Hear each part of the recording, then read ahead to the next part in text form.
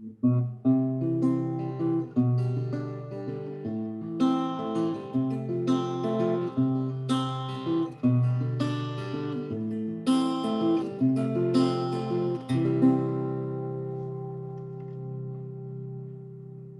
everybody, how you doing?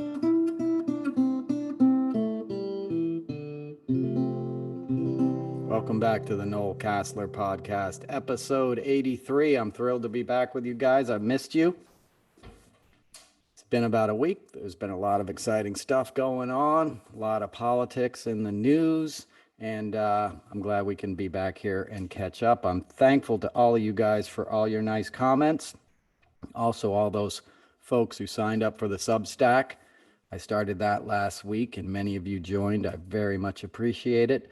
I put a couple articles on there. I'll keep putting more stuff on there as it comes to me. They're just kind of like think pieces, extensions of the tweets and some of the topics I talk about on the podcast, sort of what's on my mind in a more personal kind of, word oriented way. I remember a lot of the pieces I used to read in Rolling Stone and stuff as a kid, and I like things that kind of, they're somebody's opinion, but they're grounded in fact and place.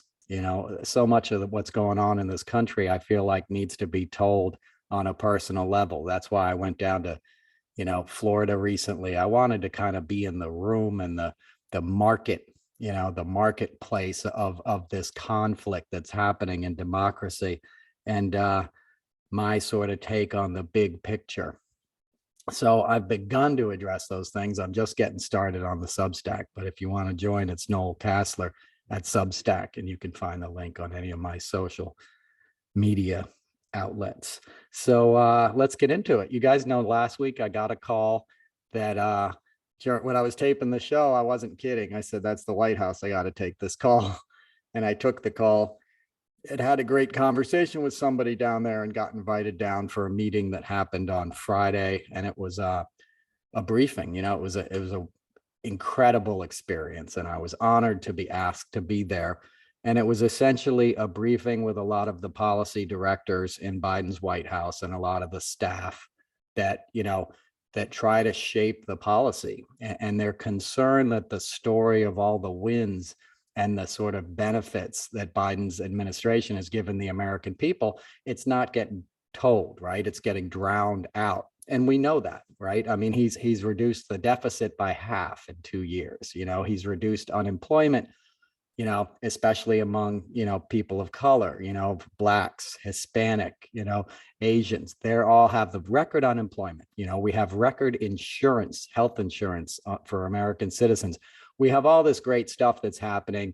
It's an equitable recovery, right? We have all this infrastructure and all these projects. And, what I found was that all these guys, that are heading up these departments under Biden's administration, the economic policy, initiatives and the environmental policy, they're all aware that this recovery has to be inclusive, right? So Biden has one of the most diverse cabinets in history, the most already, right? So this isn't just like Ivy League white dudes, giving you their scoop like it used to be. This is his White House looks like America. And so did the group of people that I was invited in, and it was great to be a part of that because that's what it should look like. And that's the kind of scene I grew up in.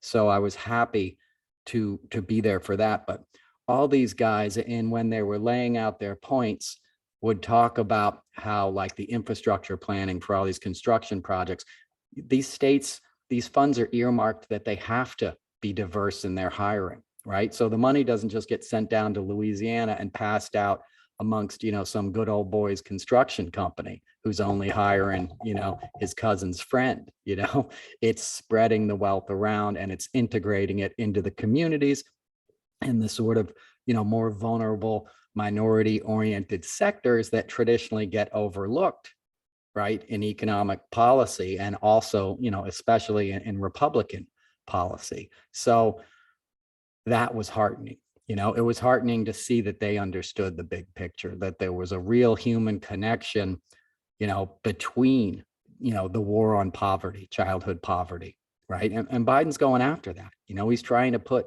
food in kids' bellies. He's understanding that millions of kids in America are drinking out of lead pipes. We have cities where they don't have potable water, right? In America, American cities, and many of them. So all those dangers, coupled with the environmental sort of calamity that we're facing, and taking an honest approach at it, it was great to hear. And these guys got into the nuts and bolts. These were policy wonks of the first degree, and I won't bore you with all the stuff, but interesting things jumped out at me. Like a lot of these bills, say like the clean energy, when they build those big windmills that Trump was always talking about, would give you cancer and kill birds, the giant things you see, like if you go to Block Island or something, you see them out in the water. They're cool. They're not immediately like, oh, I'm totally stoked that was there, but it beats a nuclear power plant, right? Or a coal factory. You get used to it, is my point. And they are sort of somehow kind of architecturally pleasing. They look like modern art. But those wind turbines, they take like 50,000 tons of steel to build them, right? And that's American steel. So the Biden administration is making sure that steel is coming out of factories in Pittsburgh and Pennsylvania. And they're making sure those factories that are now getting this surge in manufacturing are hiring diverse labor forces, and that makes me think, all right, these guys are getting it, right? These aren't just like, windfalls for constituencies and the money doesn't get spread around properly. The whole thing seems to be holistic in the way that it's dealing with all the issues we're facing, and it's dealing with it all at once. And to a man and woman that came in and spoke with us, they all said, look, we realize we have more work to do. That was a theme I heard over and over, is that they were humble in their approach, and they realize how difficult it is, what this country's facing, and they're sort of sane, sober adults, treating it with sort of science, and pragmatic approaches and empathy and all the things that you want in government, right? You want geeks that care, as I always say. You don't, Trump sort of, benefited from this thing that it started a little while back, W. Bush benefited, it became like, who's the politician you want to have a beer with? That's the guy you want to vote for. Not always. You know what I mean? I lived around DC enough to know, like, I want policy wonks. I want the nerd that I don't even understand half the shit he's saying, but I know he knows what he's talking about. That's the guy I want writing policy and sitting up for 12 hours every night and reading all this stuff and crunching all these numbers and facts and making sure every choice benefits all Americans, right? Not just the people that put them in office. And to simplify it, that's probably the biggest difference between the GOP and the Democrats, right? One cares about people and one cares about money and tax cuts for the wealthy and manipulating anger to energize a base that won't see that they're getting their pockets picked constantly from their elected officials, right? Rick Scott's running, on a Medicare, like, we're going to cut Medicare and Social Security. He's the head of the RNC, the Republican Senate committee. He's the head of it. And he's like, this is our platform. We get a majority, we're taking out Social Security. Rick Scott, the guy who stole $300 million, right? When he was head of UHS, a healthcare company in Florida, he stole $300 million from Medicare, right? And then he took the fifth, like 75 times in his deposition, had the company write him a golden parachute of a severance package where he gets like, he got 30 million to walk and like $5-6 million a year for the first 5 years. Like, it was just ridiculous. The guy broke the law and walked away from it wealthier than when he began.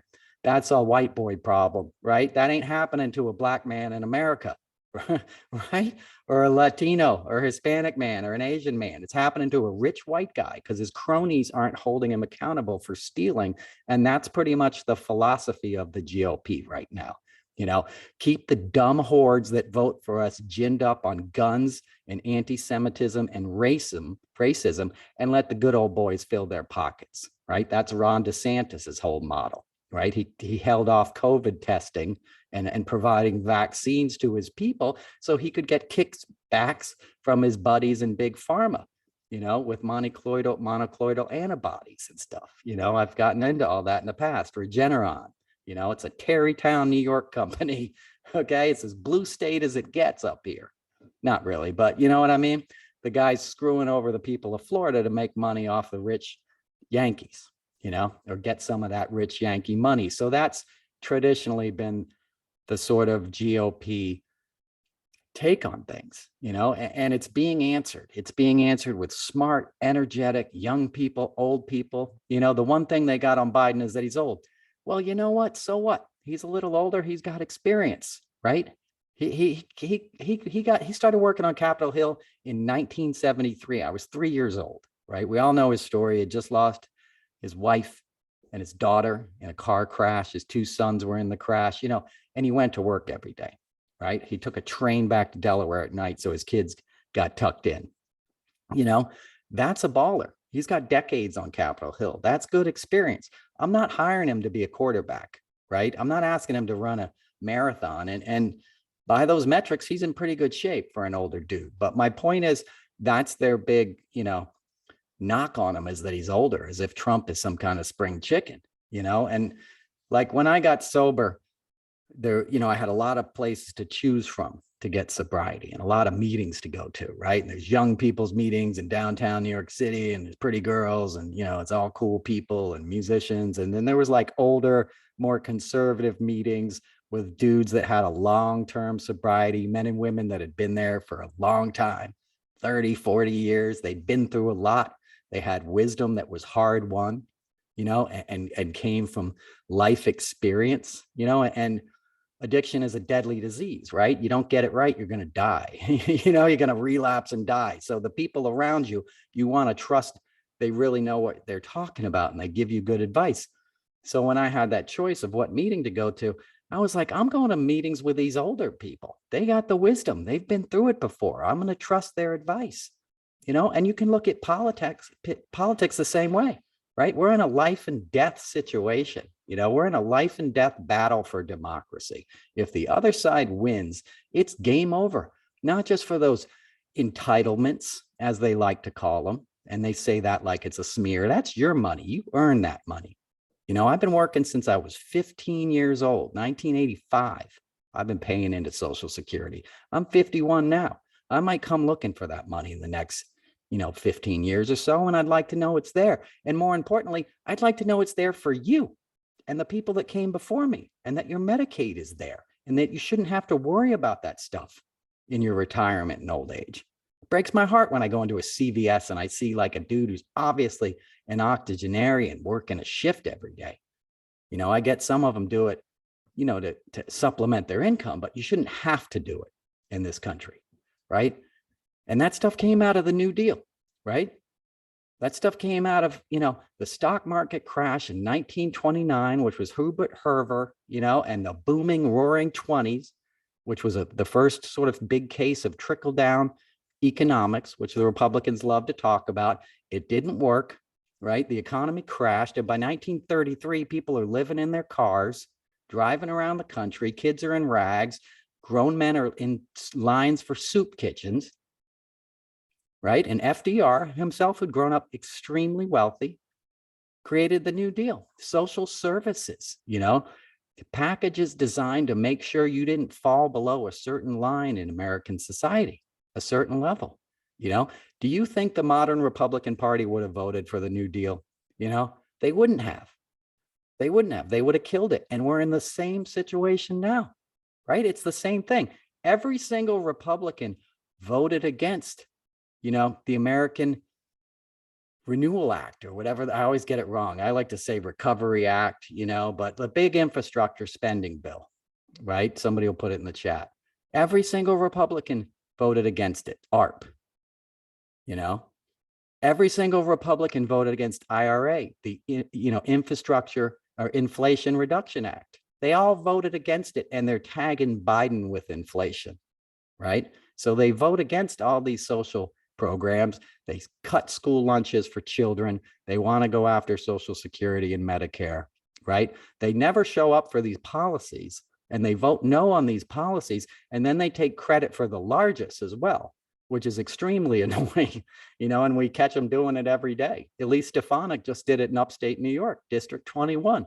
She took credit for $12.9 million in rural hospital funding. It's an investment in rural hospitals in upstate New York, in the Adirondacks and the Finger Lakes and all that, beautiful country in the great North, right? She voted against the bill and then is running on, look, I brought $12.9 million to my district. No, she didn't. None of them do. But then they take credit for it because they're assuming that their constituency is too dumb to know the difference. And if their constituency happens to vote red, they probably are too dumb, right? Not that they don't have the capability to learn, but they've been poisoned. They've been, hammered every night by Fox News and Tucker Carlson that inflation is Biden's fault. Inflation is a global thing. Our inflation is lower than the Netherlands. We're like number 10th on the list right now. It's a global phenomena. Newsflash, the world shut down for a year. That affected supply chains. That affected currencies. Our dollar isn't doing bad. England would trade places up with us in a heartbeat right now. Okay. So our numbers aren't even that bad. Yeah, there's inflation. It's a global problem, but it's not Biden's fault. He doesn't control that. And he literally signed a bill to reduce it called the Inflation Reduction Act that the Republicans voted against, So you got to think of it in that context, and you got to think about how these people are being so brainwashed that they're going to once again potentially vote against their own self-interest. They're going to believe in Elise Stefanik, somebody who said Trump was awful and then kissed his ass every chance she got because she saw it was her ticket to the big time. And she's going to hoodwink the rubes in northern New York State. And I got a lot of family up there. I know that area, but I've been up there a lot recently, and y'all are getting a little country. Okay. I've seen too many driveways with "Let's Go Brandon" signs and too many of those big ass dumb pickup trucks and your guns and your hate. That's where the big shooter came from in Buffalo this year.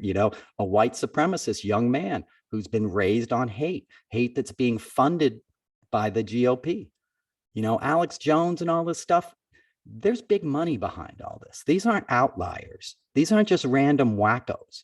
Look at all these shows, Steve Bannon's War Room, all this kind of stuff. Look how well produced it is. Look at it in comparison with my show. I'm doing this on a 12-year-old MacBook. Okay. I was on Joy Reid a couple of weeks ago. My camera was like blurry, because it's not about the money or the flash or the production value. I come from live TV. Like, I could make that happen if I wanted to. I'm trying to give you the truth, honestly, as I see it. And this is one dude in his living room, right? Putting up a podcast. They're not that. They got chyrons. They got producers cutting clips. They're going viral every day. They're going viral on Twitter because we react to the outrage, which is part of the cycle of dysfunction that we're in and kind of the theme I'm going to get to. I know it was policy heavy in the beginning, but I'm making a point, and the point is, like, the White House, they told us the good news and they said, here's the bad news. We suck at telling this story, right? This story is not getting out there of Biden's achievements. All that's getting out there is inflation, and he's old, and gas prices, right? Because the Republicans had an organized, cabal, of misinformation agents putting stickers on gas station pumps all across the country saying, I did this, pointing to the gas price, right? And as a matter of fact, Brian, it's the third week in a row that gas prices have gone down. And Biden got screwed by the Saudi Arabians who are in bed with the Trumps. They just cut production, to hurt him in the election, because big oil, oil and gas industry, they don't want a Democratic administration. They don't want environmental, legislation. They want to do business as usual. That's why they have Joe Manchins and Kristen Cinemas and chaos agents all up and down, the political spectrum to get their way, because they don't want to have to change. They don't want to adapt. They don't give a crap about the environment, and there's a lot of people that feel the exact same way. When I was down in Florida, I talked about this last week, but I was like aghast at how many giant mansions were sitting there with a giant super yacht, next to its private slip. The amount of consumption, conspicuous consumption is just normalized in our culture is disgusting. And those guys, they're not even paying income tax. I bet you most of those guys have their primary residence in Florida, as I said, and that's not the only place they're living. They're not down there in July. They're up in Nantucket. I see the same damn boats everywhere. So my point is, the guys that are making money off of that, the one percenters, they want to keep that going. And that's what the GOP is going to do if they take control of the House, right? They're going to preserve Trump's tax cut. So that'll be $77,000 for the one percenters right off the bat. They get to keep, right? And they want to put it on the backs of the middle class and the working people. That's who gets taxes raised on them. That's who gets entitlements cut, right? So that, the billionaires can continue to consume. And they've got an army sort of cheering them on because they're throwing them little pieces of red meat that are just basically racism and keep your guns and abortion, and the Dems are baby killers. Do these people really not want their daughters to have the right to an abortion someday? I don't think they're thinking it through, I grew up amongst a lot of these kind of guys, and I've talked about it, and these are sons of sort of Reagan voters, fourth generation at this point, Irish and Italian Americans, whose great-great-grandfather came to the US. They lived in the Bronx. They finally, made enough and they moved up to the suburbs. And a lot of them brought a certain xenophobia with them that the Reagan era reinforced. It reinforced, the myth of the black man as a menace, right? As a threat to white society. They reinforced the crime. You got to escape crime and get up into the suburbs. You got to get a gun to protect yourself and your family. It's all bullshit. It's all bullshit. And Reagan, and Lee Atwater coined, minted that kind of politicking. That's where Trump got "Make America Great Again" from Reagan. And Reagan got it from a fascist in the 30s, a pro-Nazi wing here in the United States. So it's the same thing over and over. It's the oldest song in the book, right? Kanye just remixed it in anti-Semitism, right? Like, he doesn't know what he's talking about. He's an idiot. And these other idiots whispered in his ear, say this stuff, and he thinks it sounds cool, so he puts it out there, and it influences people. And you have what you had on Sunday morning, where people were Nazis, people part of actual neo-Nazi groups in the Los Angeles area were hanging flags, we're hanging signs over the 405 saying, honk if you think Kanye is right about the Jews. That's disgusting. And that comes a week after Trump on Sunday morning on his little social media app put up, the American Jews better pay up or else. He threatened him. And I've been screaming from the rooftops that Trump's an anti-Semite. He called Jared the Jew. That was what is the Jew here yet? And Jared knew that and didn't want to marry into that family because of it. Not that Jared's any saint, but Wendy Dang Murdoch was like, nope, you're getting married. This is a big global thing and you got a part in it. And shut up and do your part. They wouldn't have naturally ended up together for a variety of reasons, if you catch my drift. Not that there's any shame in that, but, they're not a natural coupling, but she got to hide in the orthodoxy. It helped her. She was a fall down drunk. Trump's kids all have addiction, alcoholism, all through them. There's no shame in it. None of them actually got sober. Don Jr. relapsed. He's a coke freak every night. We all know it. But Ivanka would get carried out of weddings and stuff. She was a real mess. She became Orthodox, had a bunch of kids, and it sort of, keeps her dry. And probably in more ways than one. But all right, I'm getting off on a tangent here. But my point is, anti-Semitism is a poison. It's toxic, and it's responsible for all the great marches of fascism that we've seen in the last century and going back centuries. It's something that needs to die, and it keeps coming back because it's easy. It's portable for ignorant people, right? It makes people feel like, oh no, it's a conspiracy. It's a global cabal. It's ridiculous. And the Republicans run it in their ads. Every other ad mentions George Soros. It's a dog whistle. And you have these rabid anti-Semite fascists like Michael Flynn and these guys pushing this stuff. And Stephen Miller, who's a Nazi himself, who's from Jewish heritage.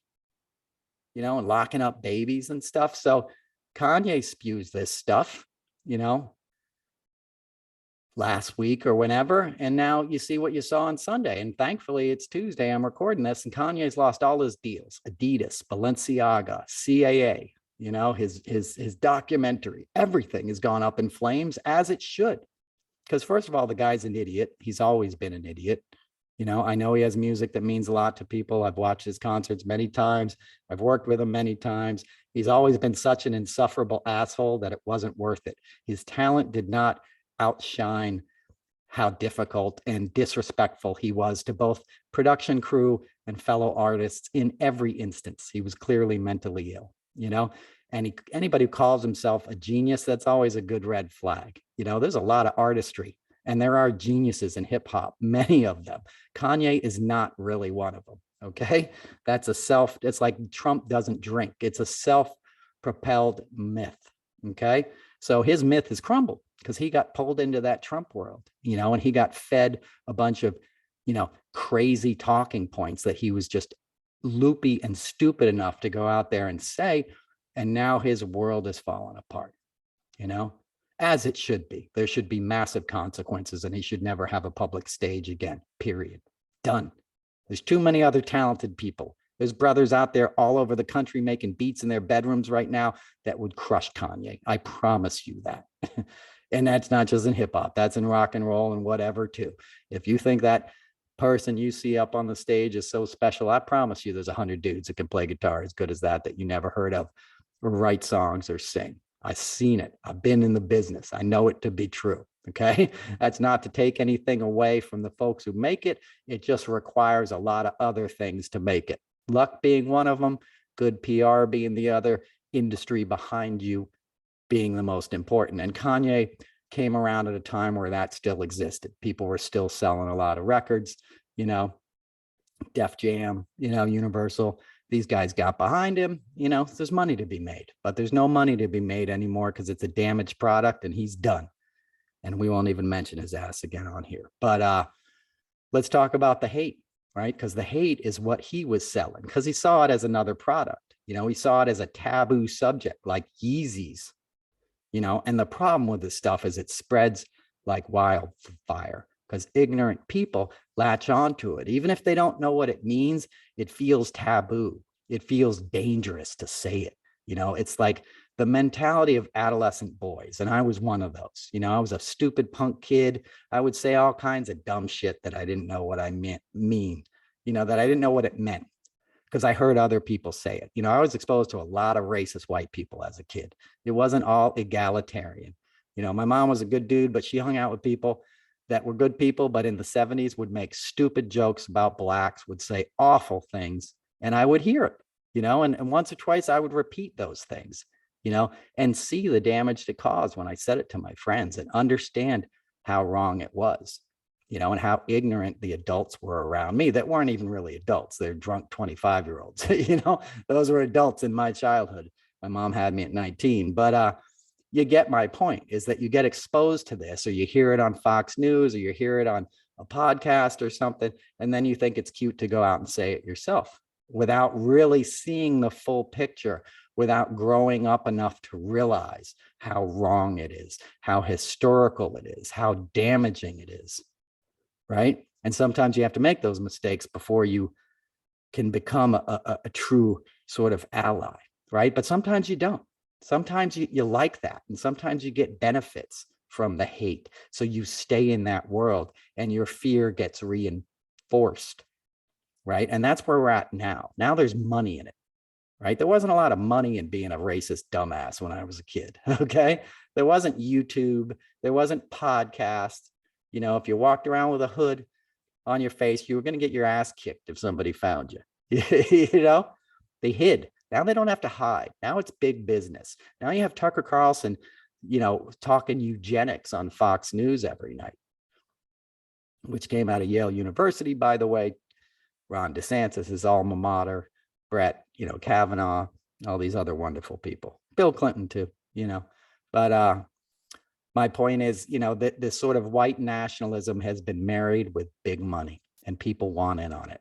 You know, I've said it before, but if you look at the numbers of a Charlie Kirk or all these freaks on the right wing, these well-funded freaks that have these daily shows with the great production value because they're getting checks from the Koch brothers, they're getting checks from the Heritage Foundation, right? They're spewing this hate and they're making money off it. Alex Jones was making like $1 million a day at one point, and he was attacking the parents of a school shooting victim, you know, of a school shooting incident in Sandy Hook, you know, and now he's got to pay $1 billion, thank God, but he had a good run and he's still not going to pay it. He's selling stuff off of that and he's getting money for it, just like Trump's getting money for it. You know, it's like a grift. It's an authoritarian grift, you know, and now it's being married with soft focused fascism. I can barely say it. I came up with the phrase yesterday and my tongue has not adopted it yet.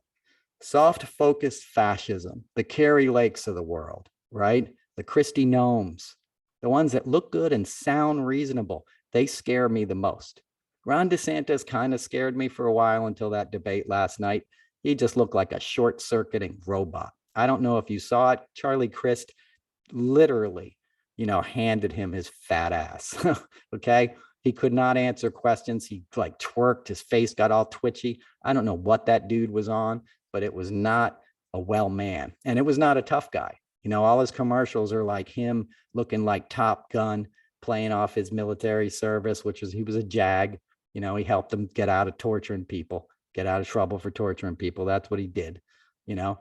But he, you know, when he's in a controlled environment, when he's a bully, like with the Martha's Vineyard stuff, and he gets to control it, he gets to come off like a tough guy at his little press conferences. When he was under hot lights on a stage where he was actually questioned, you can see why he didn't want to debate and only agreed to one debate, because he got his ass kicked by Charlie Crist. And Charlie Crist looked wise. He looked measured. He looked calm, right? He didn't rise to the occasion. He didn't let his anger get the best of him, which is what you want in a politician, right? That's what Biden has. Biden gets a little pissed off sometimes, but he's slow and steady, man. He's an adult. He's a father figure, right? That's what you want in a dad. Like when the stuff's hitting the fans, you know, you want the guy who's gonna calm down. This is what we're gonna do.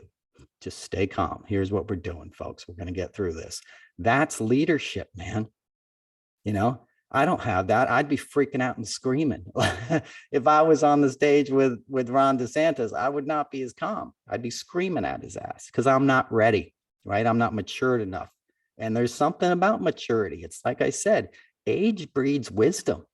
You know, if you keep your heart connected to empathy and learning, you know, that's what you want in a politician. A guy who says, I've been wrong. I've learned. I'm going to do better. I'm going to help you do better. What else can I do for you? You know, that's what you want. That's humility. Humility is the key, man. Humility is like the gateway drug to enlightenment, right? Because you decide you don't have it all figured out. You get out of your own way. And that's where real wisdom can come through. You know, that's what we use in recovery, right? Humility and acceptance. Those are like the keys that turn the ignition that get you out of the jam. Because you get out of your own way. You let go of your resentments and your own ego and your own sense of superiority and your own anger, right? And afflictions, your hurts that you think are so important.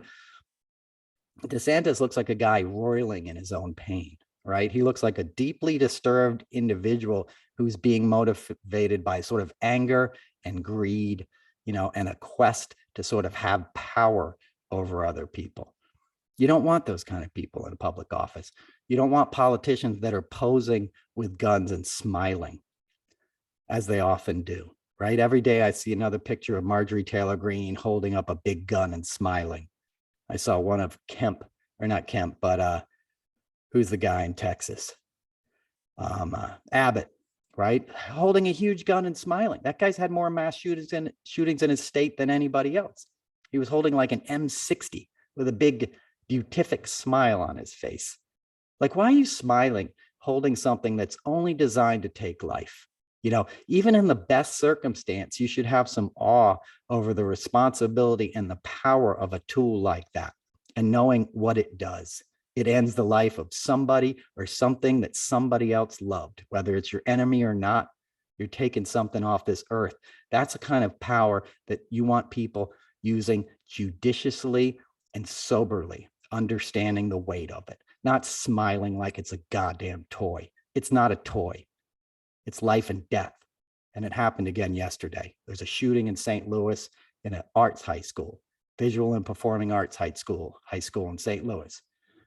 And a gym teacher, a woman who I saw a picture of her with her dog, just looked like a great person. You just look at her and know that's a good lady right there. That's somebody that somebody loved, that a lot of people loved, that gave a lot to this earth. She put herself in front of her students when a former 19-year-old, a former student, walked in with an automatic weapon and high volume magazines, right? With a long rifle like all these kids use. She put herself in front of her students and she paid with her life.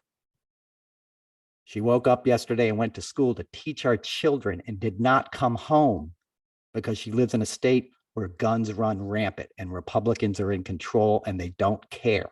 And they think guns are something to pose with like a prop, right? St. Louis, the same place you had that white couple outside during the Black Lives Matter marches, holding their guns, thinking it was cute, in their little polo shirts and their fucking boat moccasins. You know, it's not cute, right? It's horrible. It's horrible that that woman didn't come home last night, and it barely made the news because we've become so numb to the horrors. But don't become numb to it. Vote. Because the other side is telling their people, hey, Dems are coming for your guns. And that's enough to motivate these jerk offs, right? And it's not true. Dems aren't coming for your guns. Yeah, we shouldn't have AR-15s freely sold and high volume magazines. Nobody's coming for your rifle in your closet or your handgun next to your bed, which shouldn't be next to your bed. It should be locked up. But nobody's coming for that. And everyone knows it. What they are coming for is your Social Security and your Medicaid and Medicare and your kids' free lunch program and your daughter's right to an abortion and your insulin.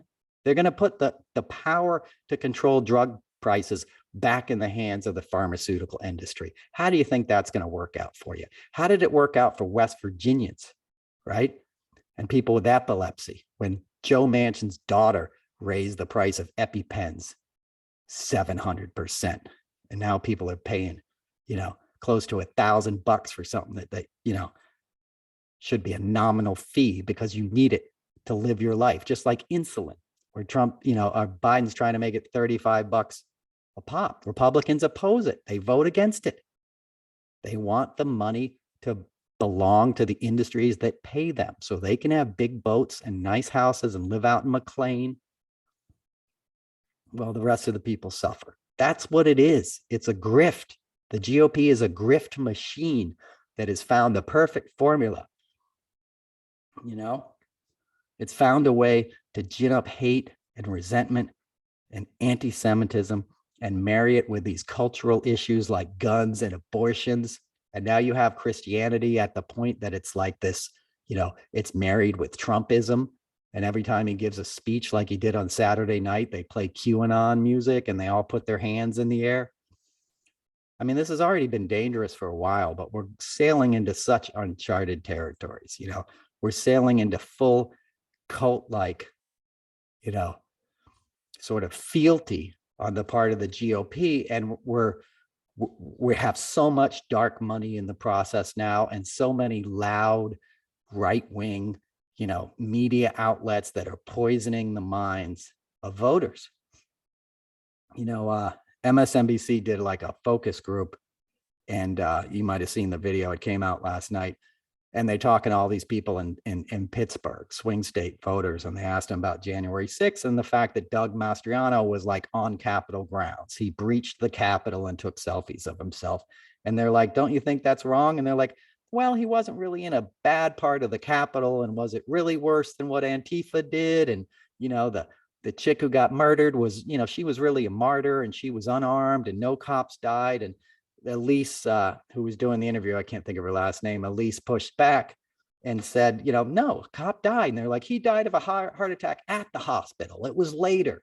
It wasn't because of the thing. And he shouldn't have been a cop. Like, what does that even mean? right? These guys had no empathy for a police officer who was killed and beaten to death by a mob, and made excuses for it and apologized for it and made a martyr out of some whack job who was climbing through a window to break into the Capitol floor and was told to stand down and didn't, right? But that's how brainwashed these people are. That's what we're up against. Because it's like I used to say last year, the Dems are kind of like a folk group singing in a church parking lot in terms of messaging, and the Republicans are like Metallica. It's like Slayer. It's like a giant PA that's coming into these brains all day long. And these are not smart, sophisticated people that are buying this stuff. These are the dumbass kind of types I told you about, I grew up with. They're fun guys to smoke a joint with and talk about a pickup truck, or the glory days at the high school, football games, but they don't understand the minutia of politics. It's not their business. They drive backhoes, they put in pools, they fix your drywall or whatever, or they sell shit. They're not all like construction workers, but they're not people who've been, sort of studying policy, understand how complicated and complex it is and why you have to pay taxes. They're people that you can throw a dog whistle at and say, you probably pay too much in taxes. The Dems are doing that to you, them fancy named people with the Ivy League degrees, and they don't put together the fact that all these Republicans went to Yale and Harvard Law. Ted Cruz went to Harvard Law. Justice Alito went to Princeton. Who's going to take away your daughter's right to an abortion? How's that going to be in 10 years when you send your daughter off to college and she gets pregnant, has to drop out, as my mom did, who got pregnant with me when she was a freshman in college, So they're not thinking it through, but they're reacting, and reactionary stuff is like, that's, I talk about sobriety a lot, but like, when you get sober, you want to get to the point where you're not reacting to things, right? It's why you do a 4-step. So you're not acting out of your defects. So if somebody sort of harms you, or you perceive, a slight against you, you don't automatically give into that anger and go on the offense. You sort of take your own ego out of the equation. You measure your tone. You have restraint of pen and tongue. And you're just like, you know what? Would I rather be right or happy? Because you're trying to keep a normal equilibrium, and there's a saying like, even self-righteous anger is the dubious luxury of normal men, right? And you've already conceded you're not normal, right? You have a sort of malady, a spiritual malady where you can go way too far on the deep end with that stuff. I'm only speaking for myself, but I can, right?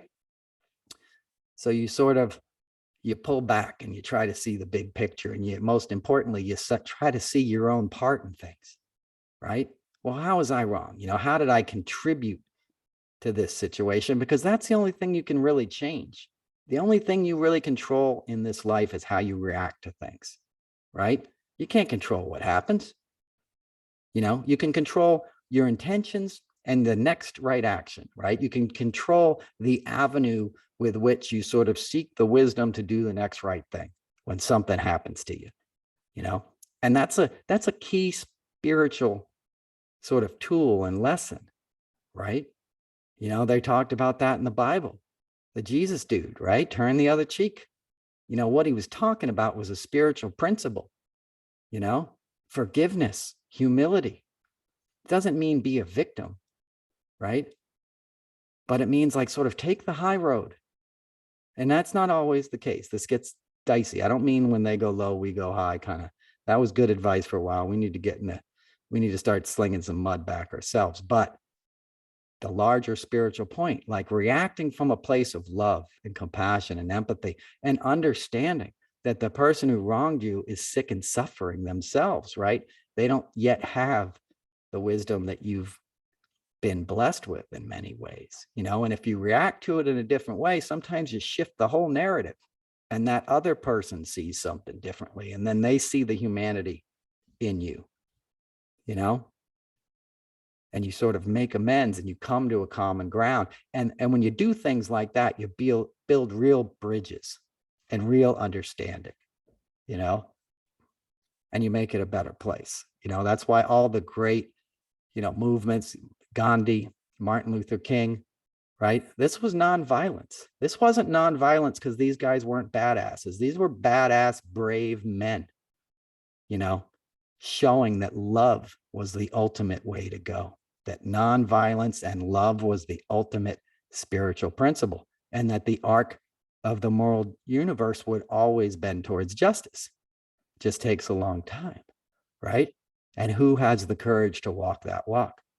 You know, anyone on the path of progress, anyone who wants to make this world a better place, you know? And that's the opposite of what the GOP wants, because they don't want people recovering and understanding and developing empathy, because you can't manipulate people who do that easily, right? But people that are stuck in their own anger and looking for the next boogeyman and the next person to feel resentful for, so they can get that a dopamine hit of anger that comes when you feel righteous and when someone else is telling you the other guy's evil and you all put your hands up in the air. That's Nazism, right? That's what happened in World War II. The Germans, you know, had been held down after World War I economically. They were poor, they were suffering, you know. Here's this angry little dude came along and told him it was the Jews' fault. And he got them all riled up, all these big ass German dudes. These, you know, all of a sudden, all these kielbasa eating motherfuckers were marching in the street and turning on their neighbors. And there was a lot more educated population than the MAGA guys are now. And they did it in a heartbeat. They murdered their fellow countrymen, and they should never be forgiven. Anybody who's ever part of the Nazi party could kiss my ass forever. And the fact that it's back in the headlines, that somebody else is trying the same play, and it happens to be an ex-con, you know, or not ex-con, but a criminal from Florida in a diaper who's a drug addict who spent his adult years sexually assaulting women and laundering money for the mob. And now he's in control of 74 million voters, essentially, that are being, you know, weaned on anti-Semitism or you know, or fed on anti-Semitism and racism. How do you think that's going to work out? You know, with Stephen Bannon, you know, and Mike Flynn and all these other reprobates, Roger Stone, you know, ginning all these people up, they're going to take to the streets. We already saw it on January 6th. You know, they're manipulating the same thing. It's authoritarianism, and it's a worldwide problem. It's happening all over the globe.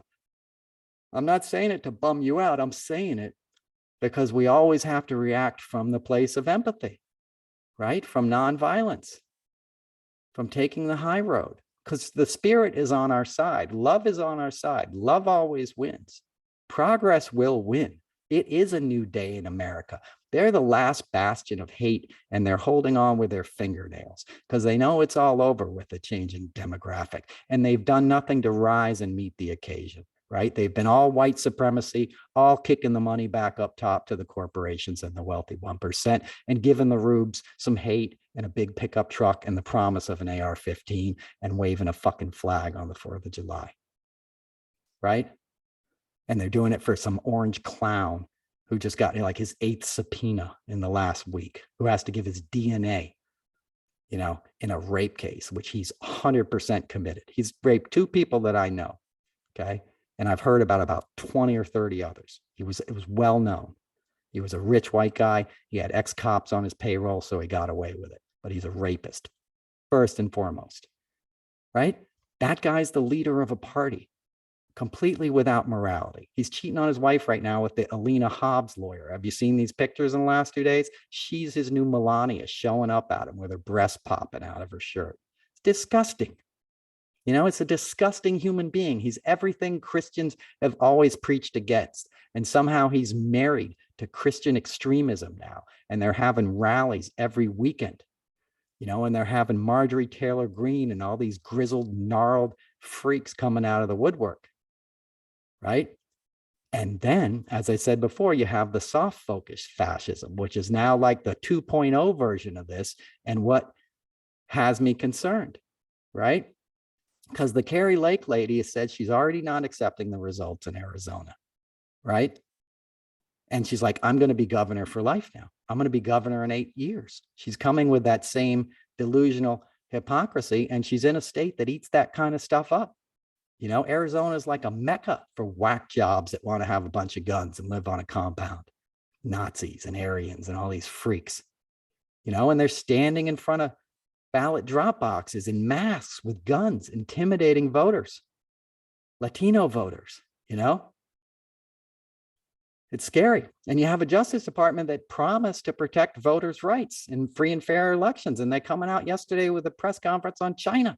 Not that that's not important, but that wasn't what we're looking to hear. What's next? DB Cooper? You opening the case again? Like, go after the fat dude who's trying to overthrow democracy, okay? No offense, you know, we're all overweight. You know what I'm saying? Go after the criminal we're all thinking about. We'll get to the China stuff later, okay? Everything in this country is made in China. Like, yeah, they infiltrated, you know, Hawaii or whatever, the, you know, semiconductor factory. I get it. It's in espionage, but that ain't what we're thinking about. We're about to lose this country in 2 weeks if we don't show up at the polls in massive numbers. You know, but of course they don't want to comment on that because they don't want to be seen as to throw an election that dudes are lining up with voter intimidation on, right? They're gerrymandering these states. They're kicking people off of voter rolls. It is going to be wild on November 8th.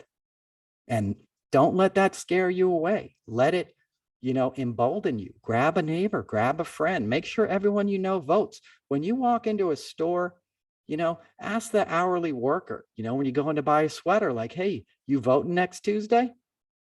You know, do they give you time off to vote? Did you learn how to get a provisional ballot if they say you're not on the rolls? Because everybody can vote. Even if you show up at the polling place, ask for a provisional ballot.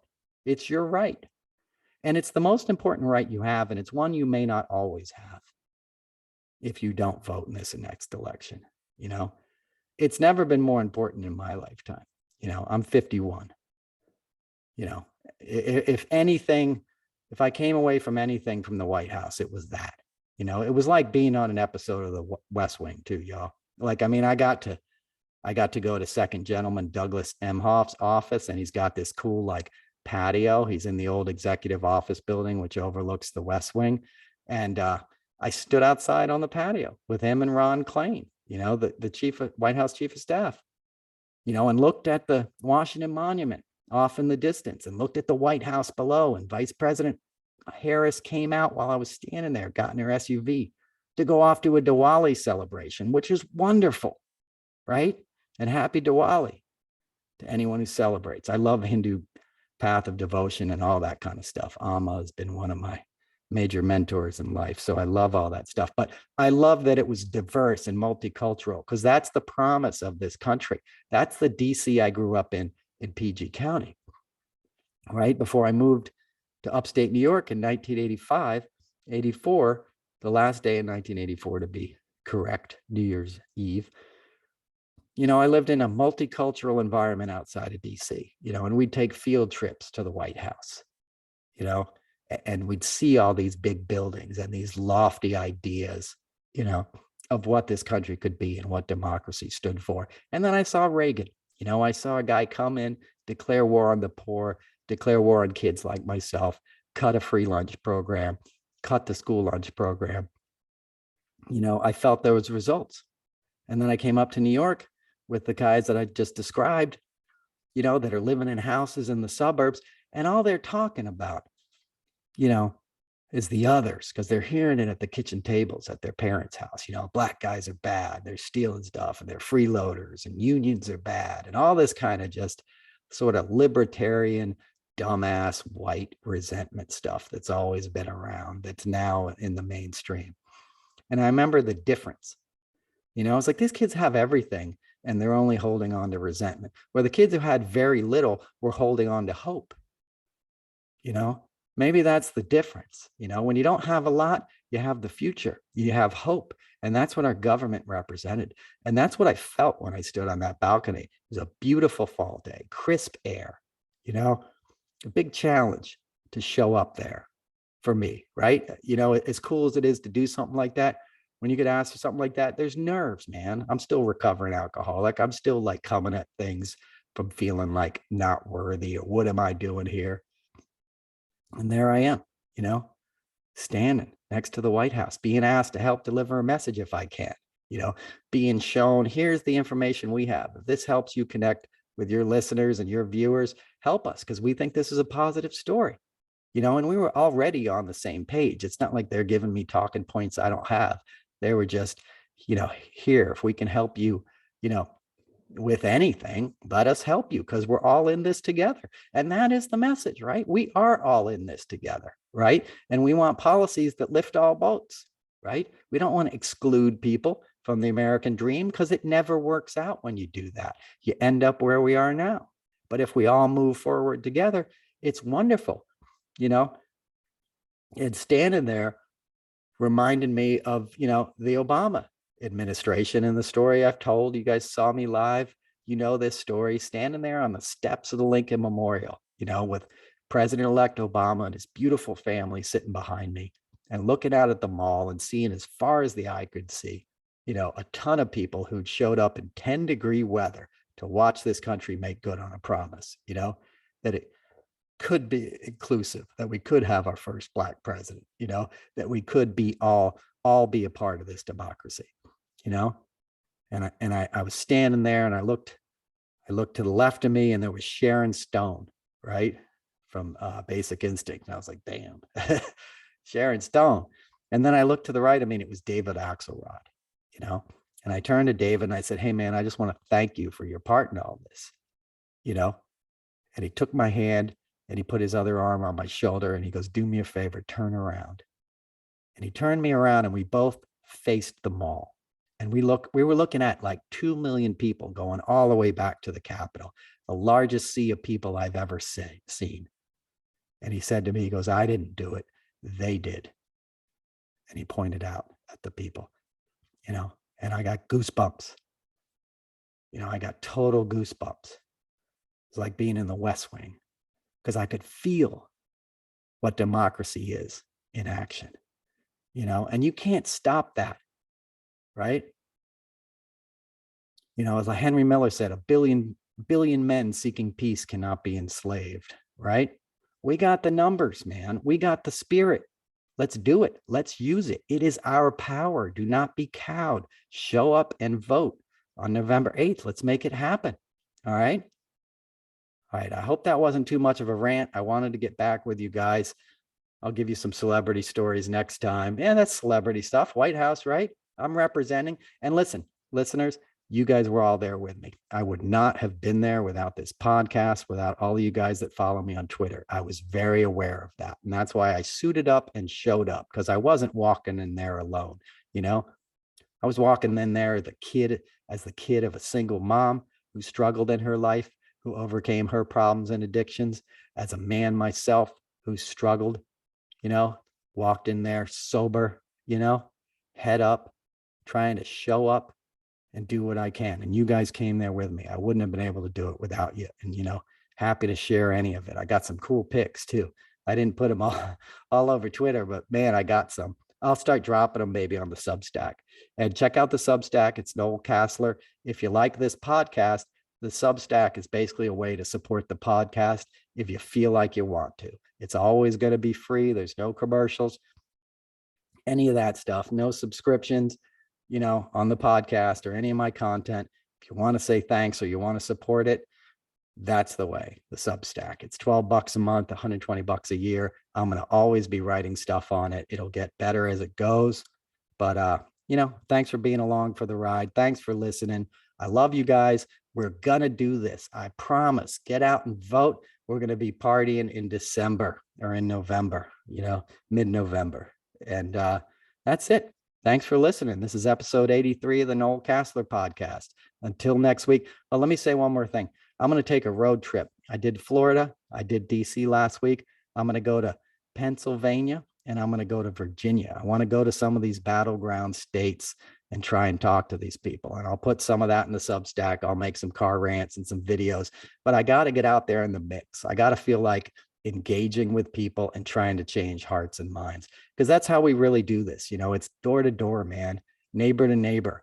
Reach out your hand and try to talk to the people you can and make a difference. So I'm going to be out there doing some of that, and I'll take you along for the ride. So until next week, this is an Noel Casler podcast. Peace. Thank you.